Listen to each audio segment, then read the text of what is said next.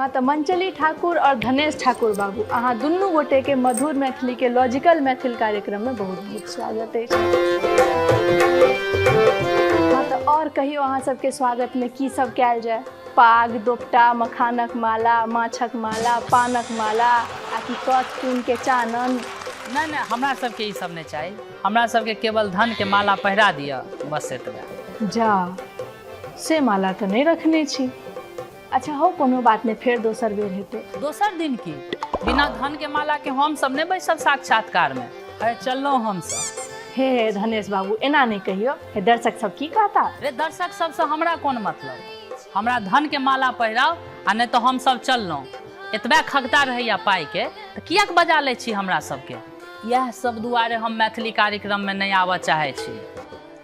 यो धनेश बाबू हम सब अपन घर घरारी बेच कर अहाँ के फीस देबे केलहुँ हैं, बजेबे केलहुँ हैं।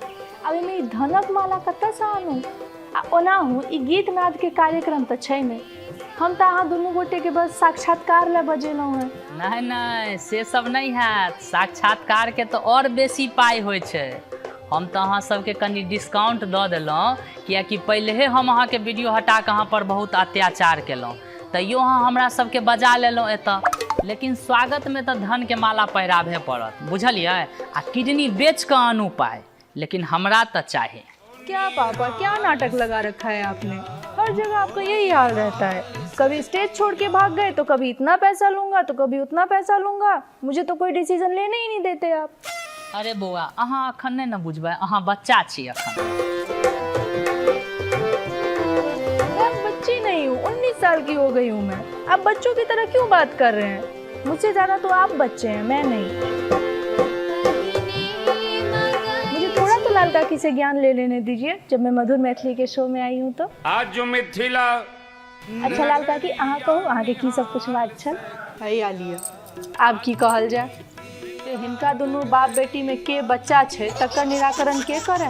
अहीं सब कहियो जे हिनका दुनू में के बच्चा छथि। हाँ से तो छिहे हम धन लोभी, सौंसे दुनिया धन के पीछे पागल है। तो हम कौन अनर्थ केलहुँ?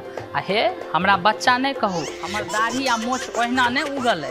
पहले अहाँ दुनू गोटे अपने में क्लियर कर लिया जे अहाँ दुनू में से नेन्ना के छी। देखू काकी हम नेन्ना नहीं छी, लेकिन हमर पप्पा लोग सबकी नजर में सहानुभूति इकट्ठा करबाक लेल हमरा जबरदस्ती नेन्ना बनेने छै, ताकि हमर नेन्ना वाला रूप से ओ और बेसी पाई इकट्ठा कर सके। हम तो ओतबे करे छी जते हमर पप्पा हमरा कहे छथि करबाक लेल।